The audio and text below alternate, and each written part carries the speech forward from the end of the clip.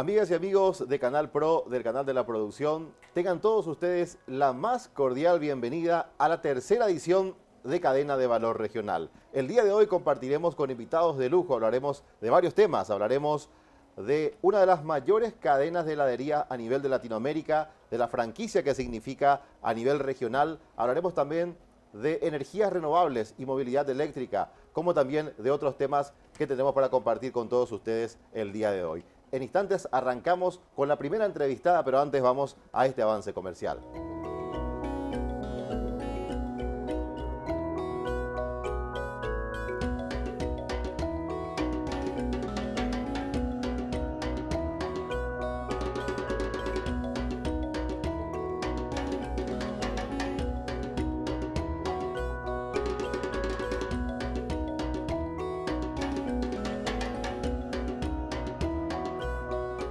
Amigas y amigos de Canal Pro, de Canal de la Producción y también de Cadena de Valor Regional, ya tenemos el gusto de darle la más cordial bienvenida a esta tercera edición de Cadena de Valor Regional a Celeste Santiago. Ella es socio fundadora de la cadena más importante de heladerías a nivel regional, hablamos de Grido Helados. Celeste, ¿cómo estás?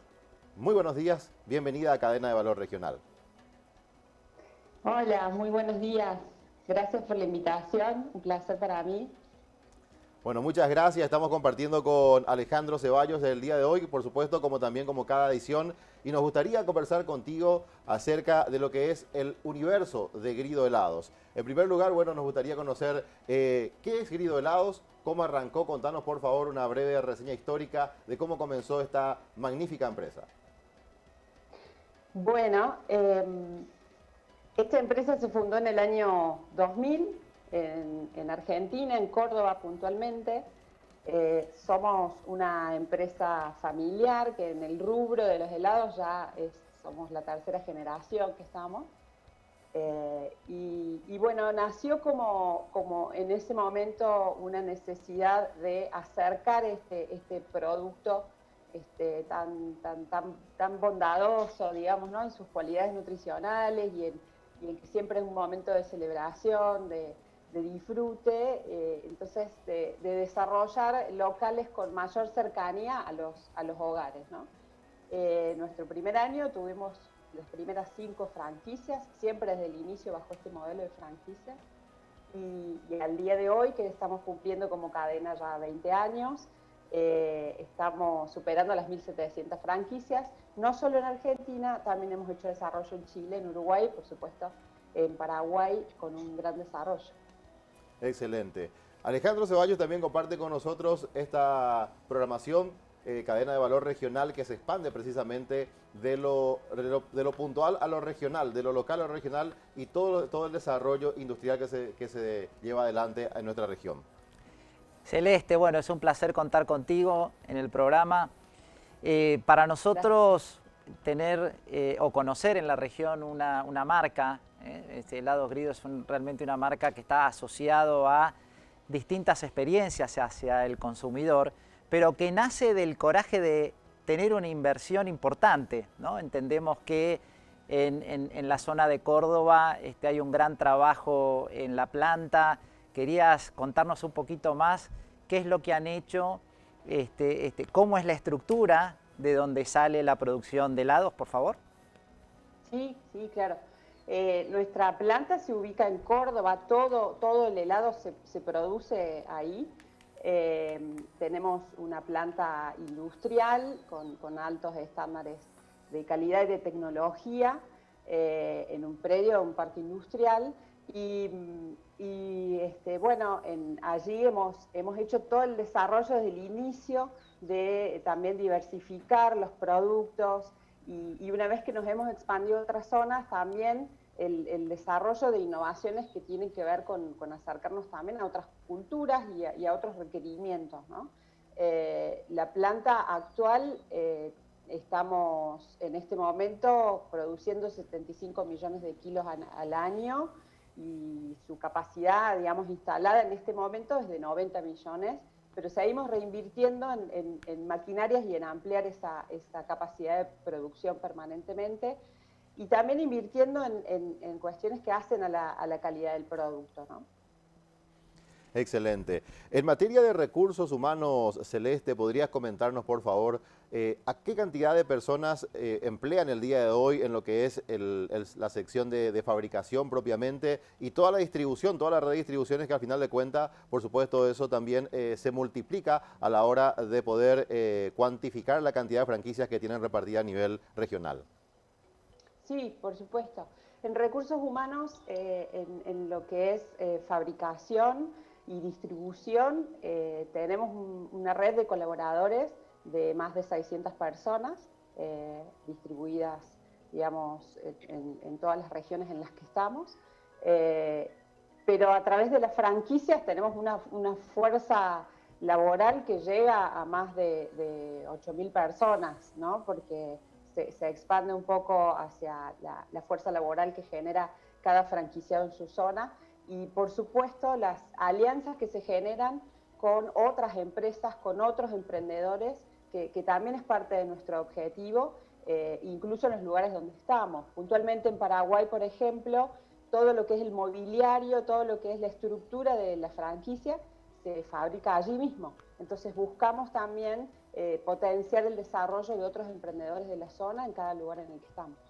Alejandro, que sos un amante de la comunicación y lo haces muy bien, por cierto, la materia de comunicación es un factor fundamental en lo que es todo este proceso, ¿no? Sin lugar a dudas, y creo que más en el mundo que nos está tocando vivir, ¿no? Donde toda la pandemia, las sensaciones que empieza a tener el cliente o el consumidor frente a lo que viene. Y eso también es una materia importante con los colaboradores, ¿no? Entonces, frente a eso, sabemos que trabajan muy bien herramientas en entender qué es lo que el cliente siente cuando se acerca al local. Eso les permite hacer una retroalimentación a sus empleados para poder transmitir exactamente lo que la marca significa hoy. ¿Querés contarnos un poco cuáles son las herramientas, cuál es el sistema de retroalimentación que hoy cuenta Grido, por favor?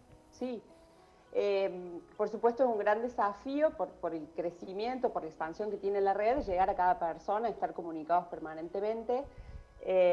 Nosotros tenemos equipos especializados en cada temática. Tenemos un equipo dedicado a lo que es experiencia del cliente, a hacer este entendimiento y esta lectura de la necesidad de cada cliente. Y ellos son los que, por ejemplo, utilizan esta herramienta que llamamos el famoso Mystery Shopper, que es a través de lo que se hace la auditoría de esa experiencia que tiene el cliente. Y es nuestro sistema de retroalimentación, de oportunidades de mejora permanente. Entonces, a través de esa lectura, después otro equipo especializado en todo lo que es desarrollo y capacitación es quien empieza a diseñar contenidos para la capacitación, para el desarrollo de las personas, para el desarrollo profesional incluso del franquiciado. Todo esto, por supuesto, sobre plataformas virtuales, que es lo que nos ha permitido en este contexto seguir manteniendo esta comunicación y por supuesto se ha potenciado y revalorizado, pero toda la capacitación se hace a través de una plataforma virtual con la cual tanto franquiciados como colaboradores se capacitan y también es un medio de comunicación. Por nuestro cliente final trabajamos mucho sobre las redes sociales, es nuestra vía de comunicación principal con el cliente, con el consumidor final, así que tratamos de estar alineados en todas las plataformas que en este momento se han puesto tanto en valor, ¿no? En la virtualidad. Hablemos por favor, Celeste, de lo que son las franquicias propiamente, las ventajas conceptuales que ofrecen y que contienen las franquicias que ustedes el día de hoy lo desarrollan.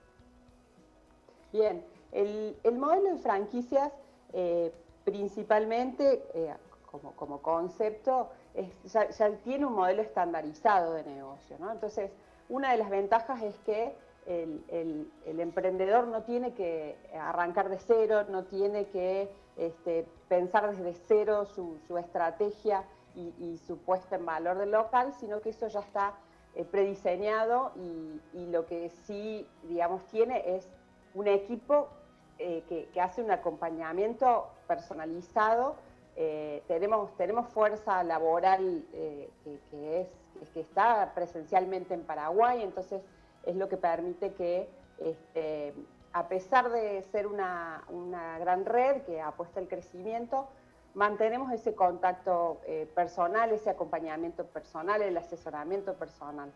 Entonces, tiene esa ventaja de la estandarización, de estar bajo una marca que ya tiene años de experiencia, incluso en otras regiones.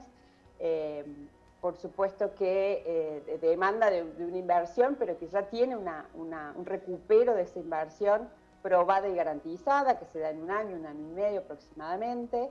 Así es que, bueno, son partes de esta ventaja. Buscamos, por supuesto, un perfil determinado que tiene que ver más con un perfil emprendedor. No es solamente una inversión, sino tiene que ver con una apuesta al negocio y a ser parte de esa fuerza laboral del negocio, a conocer, a investigar sobre su zona de influencia y a desarrollarla. Por supuesto, el mayor desafío tiene que ver con aumentar el consumo per cápita, y desde nuestra parte el desafío es llegar a más lugares y a más puntos para estar cerca.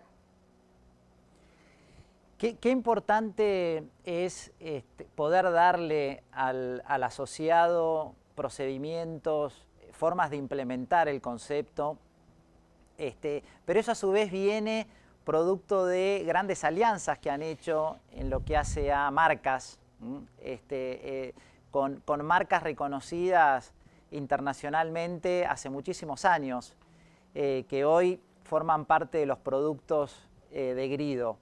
¿Querés ampliarnos un poco más? Porque creo que eso es sumamente importante y en algún lugar es producto de todo el trabajo de estos años de Grido buscando que su marca genere a nivel no solo en los países donde hoy operan, sino en un concepto regional y global.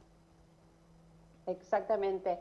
Hemos hecho alianzas con grandes empresas, también buscando estos mismos estándares de calidad que perseguimos. Entonces, hemos hecho ya desde hace algunos años innovaciones que tienen que ver con alianzas con otras marcas, como es Mondelez, PepsiCo, y hemos desarrollado productos, digamos, en esta alianza y con marcas ya conocidas. Entonces, nuestros potes salen ya con esta alianza de marcas. En cuanto a helados, en cuanto a los potes, y también en cuanto a, nosotros hace muy poquito en Paraguay hemos desembarcado toda la línea de alimentos congelados. Esta línea de alimentos congelados, digamos, es con alianzas, no los producimos nosotros, nuestra planta está dedicada a las cremas heladas puntualmente, y bueno, estos productos congelados nos han permitido diversificar la oferta y ya los locales en Paraguay pueden acceder a estos productos que tienen que ver con alimentos congelados que amplían esta gama. Ya no son heladerías, sino ya son franquicias que venden alimentos congelados, ¿no? Así que es una línea de desarrollo, este sistema de alianzas que nos potencia mutuamente, que nos eleva los estándares de calidad. Así que seguimos trabajando en miras a esas alianzas y a también generar nuevos emprendedores. Hacemos alianzas tanto con grandes marcas como hacemos también experiencias de innovación abierta con pequeños emprendedores que nos permiten también hacer innovación dentro de los locales, con los productos, dentro de fábrica. Así que es una linda experiencia, digamos, de desarrollo del sistema emprendedor. Celeste Santiago, muchas gracias por el tiempo, por compartir con nosotros el día de hoy en esta edición de Cadena de Valor Regional. Todo el éxito para ustedes para el 2021. Muchísimas gracias. Muy amable, así estábamos entonces en comunicación con Celeste Santiago. Ella es socio fundadora de la mayor cadena de heladerías a nivel de Latinoamérica. Hablamos de helados Grido.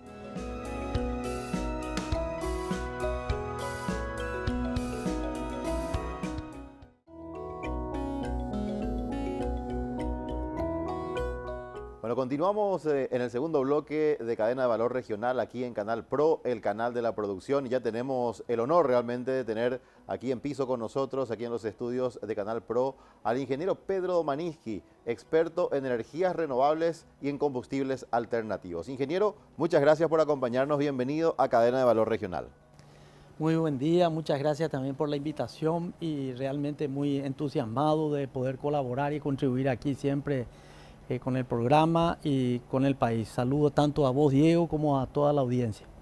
Bueno, esta semana o hace unos días realmente se dio la brillante oportunidad, la ocasión donde se pudo compartir entre varios expertos a nivel regional y también a nivel mundial para hablar de un tema sumamente interesante, ingeniero. Hablaron de prácticamente energías renovables y de la oportunidad de descarbonizar el sistema de transporte fluvial de la hidrovía Paraguay-Paraná.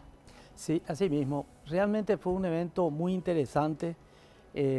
Felicitarle también a los organizadores de esta iniciativa de descarbonización, justamente que se planteó en el ámbito del Comité Intergubernamental de la Cuenca del Plata, que constituyen los 5 países, así como también la participación fuerte del BID y OLADE en este proceso de esta webinar. Realmente la escala del mismo fue no solamente regional, sino internacional. Estamos hablando países como Holanda, que tiene justamente una marca prácticamente impuesta en todo lo que es transporte fluvial, así como también varios otros países enviaron expertos, participaron, no solamente, como dijimos, la Cuenca del Plata, de los 5 países, sino también de América Latina y también de Europa. Eso enriqueció mucho el debate, las experiencias, el intercambio de visiones y realmente podemos decir que se llegó a una siguiente fase en todo lo que es el tema de línea de descarbonización. Y como se venía mencionando, se estableció un grupo de trabajo para profundizar en este tema y se tomó como base un primer informe planteado por el BID-OLADE al CIH, y esto permitió justamente dar una línea de base de discusiones, lo cual se estableció como una primera aproximación, un primer informe. Yo creo que está muy interesante el informe. Hay líneas para complementar y contribuir justamente. Y bueno, ahí tuvimos más, como dijimos, más de 40 expertos participando en ese proceso y realmente podemos decir que este tema del cambio climático, esa visión de descarbonización, toda esta problemática que antes era vamos a decir, una idea futura, hoy estamos viendo como una realidad bien, vamos a decir, próxima y que nos va llegando. Por eso es que yo veo muy oportuno este tema del proceso de descarbonización que está prácticamente definido. Bueno, qué importante es la forma en la cual el Comité Intergubernamental de la Hidrovía hace la propuesta, ¿no? Es porque habla de oportunidades, habla de empezar a reflexionar como región, invita en el momento adecuado a los distintos actores que pueden haber en esta parte del mundo, ¿no? Entiendo que, como bien decías, había más de 40 especialistas de distintos países, en un momento donde se empiezan a definir los planes, o por lo menos las primeras investigaciones, ¿no?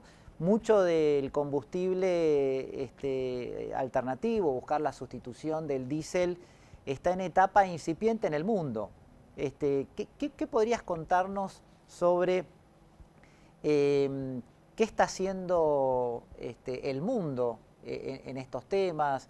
¿Qué tipo de ejemplos se dio en el webinar, ¿no? Un poco para tenerlos como visión de a dónde pueden ir las cosas. Sí, mira, Alejandro, interesante tu acotación. La disculpa del caso también. Saludos. Por favor. Esa participación muy activa siempre tuya. Realmente la visión ampliada de los países, especialmente hacia la zona de Europa, tienen, vamos a decir, una muchas lecciones aprendidas y contribuciones que podemos nosotros también generar ese ya avance, esa primera discusión, ese tiempo, vamos a decir, utilizado ya por ellos y nosotros subirnos ya a ese segundo nivel que creo que sería la gran oportunidad de transformación. Paraguay tiene una, vamos a decir, una situación muy crítica en este sentido, puesto que el tema de los astilleros, el tema fluvial, es un tema significativo para el Paraguay. Es un tema no solamente inclusive estratégico, en muchos sentidos. Entonces la hidrovía constituye un elemento, vamos a decir, crítico desde el punto de vista de la economía. Y imagínense lo que sería una hidrovía segura, una hidrovía económica o eficiente y también sustentable. Eso para los commodities, las exportaciones y las oportunidades de negocio sería fantástico, inclusive pensar en la idea de capitalizar captura de carbono a través de estos procesos de transformación. Vimos nosotros muchas actividades presentadas por sistemas eléctricos alternativos, es decir, básicamente las distintas presentaciones variaron en, vamos a decir, 3 líneas. Uno, el tema de la transición sobre la base del gas, sí. GNC o GNL, por un lado. Por otro lado, se planteó el tema de los combustibles alternativos en sí como una amplia gama. Por eso nosotros en nuestra presentación lo llamamos abanico de oportunidades. Y cuando hablamos en esa línea, ahí podemos mencionar lo que es biocombustibles, que genera toda una cadena de valor, fuentes de trabajo, y todo un tema importante también en la economía de cada país, porque nuestros países son grandes productores también de esta línea de vamos a decir, combustibles, así como también las alternativas vinculadas a la parte eléctrica, es decir, como una alternativa real, práctica.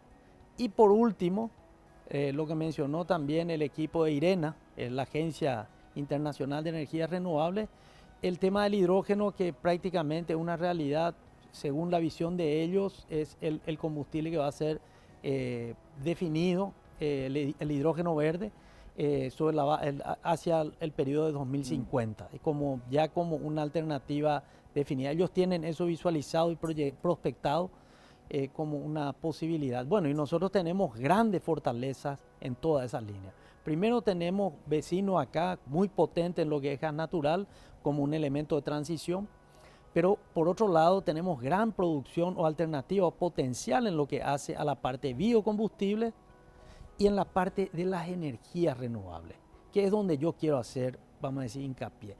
Ahí tenemos nosotros, además de tener la mayor fuente de energías renovables del mundo, de ciclo anual, como es el caso de Itaipú, que evita quemar 500.000 barriles de petróleo por día.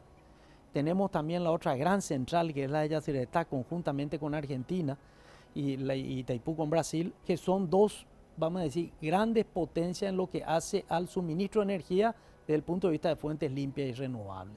Es decir, imagínense esa transformación metiendo dentro del sistema de movilidad de transporte y ese proceso también haciendo desde el punto de vista eléctrico la conversión. Ahí tenemos ventajas comparativas muy, muy importantes. Y digamos también la otra línea que venimos desarrollando con un equipo también de investigación y tenemos ya aterrizado realidades, inclusive escenarios patentes, el tema de la aplicación de los sistemas de paneles solares sobre esquema de barcaza, logrando posiblemente rendimientos que superarían los 20% y estarían entre el 20 y el 30% dentro de la línea de travesía, dependiendo lógicamente de muchas condiciones también a veces climáticas, meteorológicas, ese tipo de cosas. Pero básicamente se constituyen ventanas muy importantes donde se ven dos cosas. Uno, la descarbonización, que es lo que hablamos en el webinar,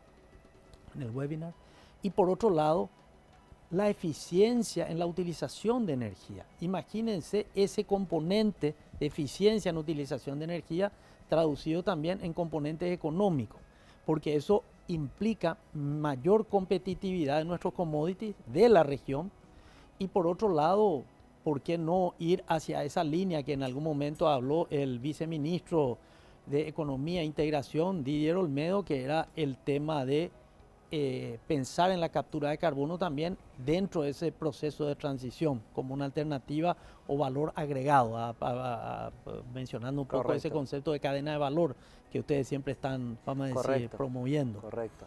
O sea que podemos llegar a decir que en este momento de este proceso de transformación, la región cuenta con, que a veces es lo más importante, ¿no? Los recursos, ¿no? A veces como región siempre miramos lo que no tenemos, ¿no? Y eso nos lleva quizás a desorganizarnos, descoordinarnos, por ahí buscar resultados inmediatos.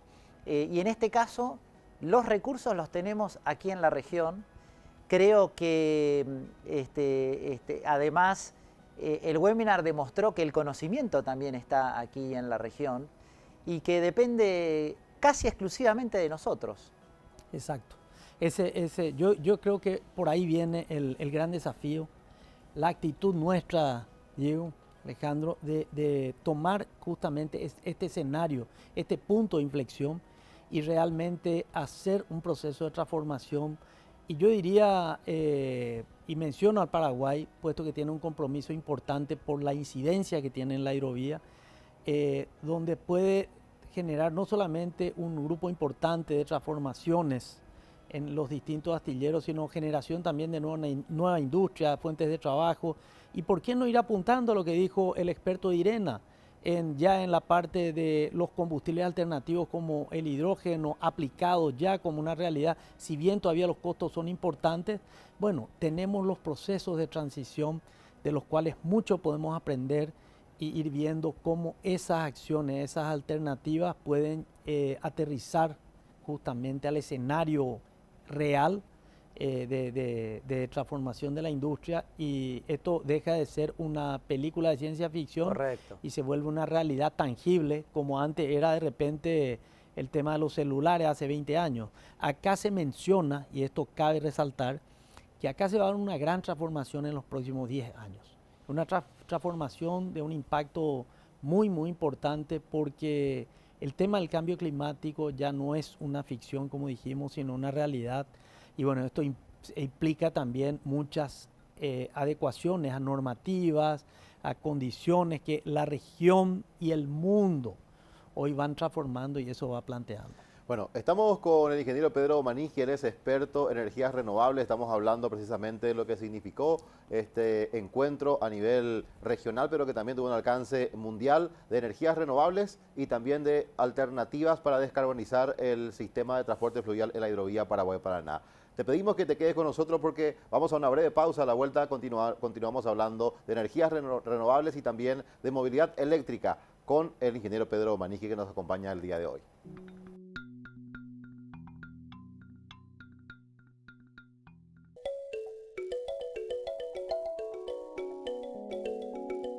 Continuamos en Cadena de Valor Regional. Esto es Canal Pro, el canal de la producción, y se encuentra con nosotros aquí en los estudios de Canal Pro precisamente el ingeniero Pedro Domanisqui. Él es experto en energías renovables que nos acompaña el día de hoy para hablar de estos temas tan interesantes. Y bueno, Alejandro, precisamente hablando de energías renovables, la movilidad eléctrica que se está convirtiendo en un concepto. Hablaban los informes del Mercosur que en el país inclusive existen más de 550 autos eléctricos disponibles el día de hoy. Exactamente, ¿no? Qué importante es entender que en este momento son muchas las opciones que como ciudad y ciudadano del mundo podemos mejorar, ¿no? Desde una decisión propia. ¿Qué es lo que está haciendo hoy la región? Y en tu condición de experto, ¿cómo podemos incentivar a la nueva generación a involucrarse en este tema? Sí, bueno, muy interesante yo diría, no solamente cómo podemos incentivar, sino cómo podemos establecer ese compromiso. Y yo diría el compromiso con generaciones futuras, porque ese es el gran desafío. Como dijimos anteriormente, el tema del cambio climático y este tema de la complejidad ambiental, antes era una película de ciencia ficción, hoy estamos viendo la realidad, señores. Es decir, el tema ya nos toca cada vez más cerca y dejó de ser, como dijimos, una película de ciencia ficción. Y eso implica, yo diría, un compromiso como ciudadano y como ciudadano con visión del planeta. Antes teníamos una visión muy local, como dicen algunos términos, algunos libros, muy parroquial del enfoque. Hoy el concepto y la visión se va volviendo global. ¿Por qué? Porque entendemos que vivimos en un mismo planeta y la complejidad justamente no tiene fronteras, especialmente cuando se habla de cambio climático y afectación justamente en esta línea ambiental. Y por eso es que decimos que tenemos que hacer nuestro metro cuadrado. Es muy importante tener dos cosas. Uno, promover todo lo que es eficiencia energética como una especie de compromiso en ese sentido también, no solamente con mi economía o con nuestra economía, es decir, digo a la de cada ciudadano, mi economía personal como ciudadano, hacer nuestro metro cuadrado, sino también nuestra economía, esa visión de eficiencia energética con el planeta, puesto que los recursos a nivel planetario también son limitados. Si bien esta región de la Cuenca del Plata, segunda mayor cuenca del hemisferio sur, una cuenca riquísima en recursos hídricos, en potencial energético y en muchísimos otros componentes, además de la fantástica gente que en la misma habita, y gente muy creativa, muy innovadora y luchadora. Entonces, en esa línea también vemos que esta región, la Cuenca del Plata, tiene muchísimo potencial y por otro lado también un gran compromiso. Por eso es que vemos muy positivo esta visión de descarbonización. Y ya que hablaron del tema, cómo va operacionalizando, cuáles son las experiencias más prácticas que fueron visualizándose. Y bueno, de hecho hubo cambios en el tema del transporte. Hoy estamos hablando, como recién dijiste, del parque automotor, yo diría que entre 600 y casi 700 vehículos entre híbridos y eléctricos, principalmente eléctricos. Y yo cuando hablo de los híbridos eléctricos, es decir, son híbridos eléctricos enchufables, diferente del híbrido de combustión pura. Y ahí es donde nosotros tenemos, y pensemos así en forma simplista, es decir, de forma de a pie, como se dice, nosotros exportamos soja, productos agropecuarios, la región en sí, y por otro lado, con esos recursos traemos dólares, y con los dólares otra vez salen los dólares nuevamente, claro, para el tema de compra de combustibles fósiles. Es decir, teniendo opciones y condiciones, como dijimos, donde una central, la central Itaipú entre Paraguay y Brasil, estamos hablando de 500.000 barriles de petróleo evitados emitir a la atmósfera. Visualicen eso en el escenario de todos los días, 365 y unos cuantos años proyectados, muchísimo, muchísimo. Entonces en esa línea uno menciona y dice, bueno, ¿cuál es la cantidad? Cuando hablamos de estos valores de transformación. Y bueno, ir transformando y planteando el tema de la movilidad eléctrica sustentable. Y ir viendo la ventaja en costo. Yo soy sincero, yo tengo en mi caso la posibilidad y bueno, y accedí al tema y estoy con 2 vehículos eléctricos, pero compré uno más o menos con prueba y con miedo, pero como ya teníamos una experiencia anterior dentro del emprendimiento donde estamos trabajando y realmente son fantásticos los resultados, nos motivó a hacer nuestro metro cuadrado. Es decir, no solamente el tema de separación de basura, el plante del árbol, sino también vamos a ir al esquema de un componente que incide en el total de energía a nivel mundial. El transporte constituye prácticamente el 32%. Es decir, el tema del transporte en la parte energética es de impacto fuerte, muy, muy importante. Entonces, imagínense ese proceso de transformación, la incidencia y las posibilidades que tiene en el tema de descarbonizar, no solamente a nivel local, sino a nivel planetario. Y ahí también... Discúlpame, te quiero hacer también una pregunta que parece que es fundamental, hablando de lo que es descarbonizar y por sobre todas las cosas, la alternativa y el concepto de movilidad eléctrica. Sé que tenés claro también los estudios hechos, los números, para simplemente reforzar y terminar de transmitir a nuestro público, por supuesto, la importancia, por un lado, de la parte ambiental, pero económicamente hablando, desde todo punto de vista es conveniente andar en un auto eléctrico. Sí, miren, o en la movilidad eléctrica en general, más allá del auto. Así mismo, yo cada vez estoy más seguro y al revés. Insisto y digo, cada kilowatt que dejamos de gastar en un kilowatt más también, que a veces que se exporta, que se utiliza. Y por otro lado, cada kilowatt que utilizamos en movilidad eléctrica, es decir, es un kilowatt más que deja de utilizar fósiles. Es decir, un kilómetro, a mí me cuesta en lo que hace a combustibles fósiles en vehículo diésel, que también es un poquito más económico, estamos hablando de 0,14 dólares, 0,14 centavos dólar por cada kilómetro. En el caso del vehículo eléctrico estamos hablando menos del centavo de dólar, más del 10 a 1. Es decir, vamos a ir a números también prácticos en guaraníes. 1000 guaraníes sería el kilómetro en un vehículo diésel con relación al vehículo eléctrico, que estamos hablando de 60, 65 guaraníes. Una travesía ida y vuelta a Ciudad del Este que ya hemos realizado varias veces, ahora con más razón con la Ruta Verde, que está vigente, eso facilita mucho y estamos hablando de menos de 30.000 guaraníes o próximo a 30.000 guaraníes ida y vuelta a Ciudad del Este. Es decir, 300 kilómetros con valores prácticamente mínimos. Y el otro componente también, Diego, el mantenimiento. Sí. Y los valores adicionales de todo lo que es el desperdicio, la parte de aceite, ese tipo de cosas, así como la vida útil de lo que serían los sistemas motores eléctricos. Si bien el tema de baterías es todavía un tema que va a ir escalando en el futuro, hoy es una fortaleza prácticamente con la posibilidad de hacer una industria de reciclado también el tema de baterías, caso de Costa Rica y algunos otros países donde tienen y reaprovechan otra vez los sistemas hasta casi un 90-98%. Es decir, se puede volver toda una industria también y acá hay potencial fuerte, con un país como Bolivia cerca, con grandes yacimientos de litio. Y bueno, yo invitaría a la gente, como dijimos, a hacer su metro cuadrado, a comprometerse con este tema de las generaciones futuras. Y yo creo que un primer paso, además de la separación de basura, de la plantación del árbol, también en ese tema de la eficiencia energética en todo sentido.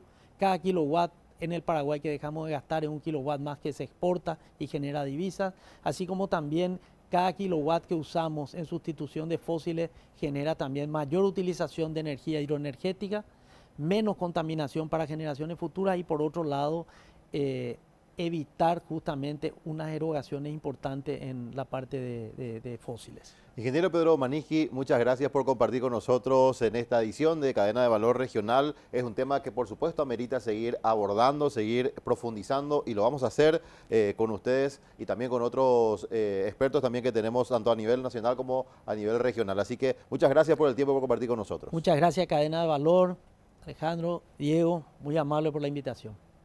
Así estamos entonces con el ingeniero Pedro Domanisqui, él es experto en energías renovables y combustibles alternativos. Nos vamos a una breve pausa. A la vuelta, estén atentos porque vamos a hablar acerca de uno de los puertos más importantes y tecnológicos de la República Argentina y que tiene una alianza importante con un puerto en Paraguay.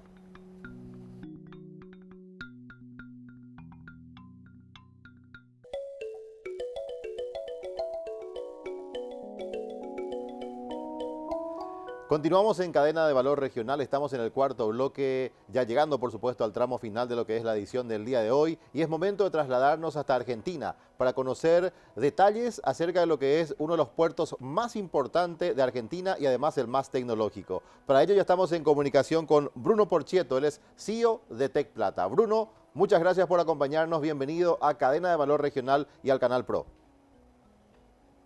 Gracias a todos, gracias por la invitación. Muchas gracias a usted por compartir con nosotros. Bueno, ¿podrías por favor comentarnos brevemente, Bruno, qué es el Tec Plata y cuándo comenzó a operar? Bueno, Tec Plata es efectivamente el más grande emprendimiento portuario que se hizo en Argentina por una empresa extranjera. Desafortunadamente no es el puerto más importante de Argentina porque a pesar de nuestra infraestructura, empezamos a operar solamente hace poco más de un año, en abril de 2019. Tec Plata fue una inversión muy grande, hecha en un momento histórico de Argentina, de una economía en crecimiento y desafortunadamente cuando la inversión se terminó y la terminal estaba lista, la economía se había ido exactamente en el sentido contrario. Y esto impidió durante 4 años que la terminal arrancara. Y afortunadamente en 2019 pudimos empezar a operar. Efectivamente es la terminal más moderna del país. Tenemos una infraestructura sobre 41 hectáreas muy importante, con la última tecnología, preparados para los buques más grandes que llegan a Argentina, incluido para una categoría más que todavía no está llegando. Actualmente contamos con una conexión hacia Brasil y hacia Asia. Entonces ofrecemos la posibilidad de cargar y descargar mercadería que está destinada a estos países. Excelente. Nosotros somos parte de una multinacional filipina que tiene 33 puertos en todo el mundo. Ese es un importante punto, Bruno. Nuevamente bienvenido. Esto de que en la región hay conocimiento de clase mundial y que ha habido una inversión sumamente importante, y eso ha sido una apuesta hacia la región, que entendemos que después han surgido algunos inconvenientes en términos de desarrollo del mercado, y a eso se le suma la actual crisis producto de la pandemia. Pero me gustaría explorar las inversiones, o sea, ¿con qué cuenta hoy el puerto? ¿Qué volumen hoy está manejando y qué capacidad tiene de potencial? Bueno, nosotros, como decía antes, estamos en una superficie de 41 hectáreas. La inversión fue de $500 millones. Contamos con un muelle de 660 metros lineales, donde podrían llegar 2 buques muy grandes, uno al lado de otro. Entonces se podrían operar a la vez 2 o 3 buques según el tamaño.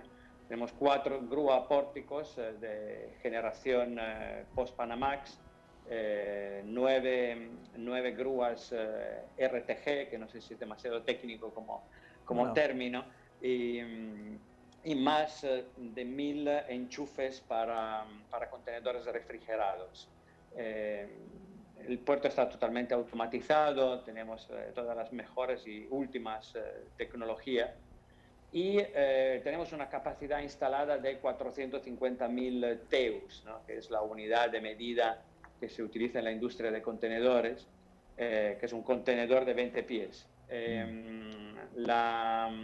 También el puerto tiene en su propia concesión la posibilidad de extender esa capacidad a 1 millón de TEUs, entonces más que doblar la capacidad actual.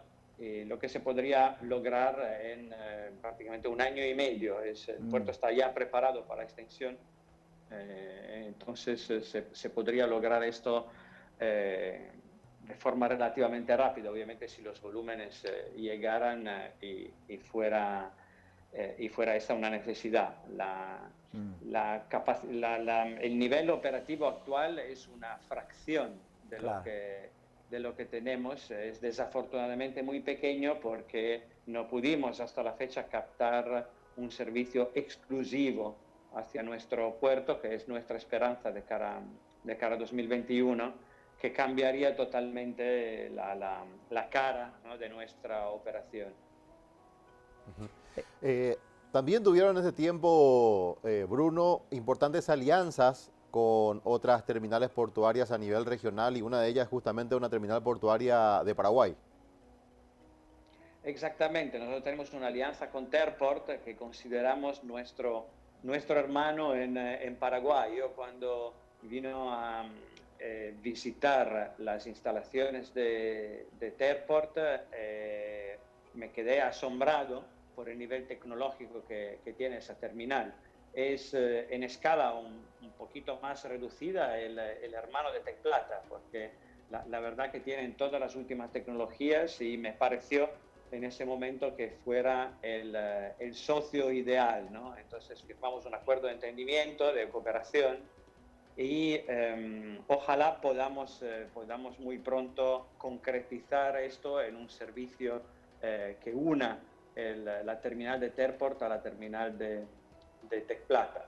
Y eso sería muy importante. Obviamente las dificultades del nivel del calado del agua en el río Paraná obviamente están impidiendo un poco la navegación, y nosotros como necesitamos empezar con un nuevo servicio, esto fue un impedimento. Esto junto con la pandemia nos impidió arrancar hasta ahora, pero pensamos que en 2021 sí que podamos tener esta conexión.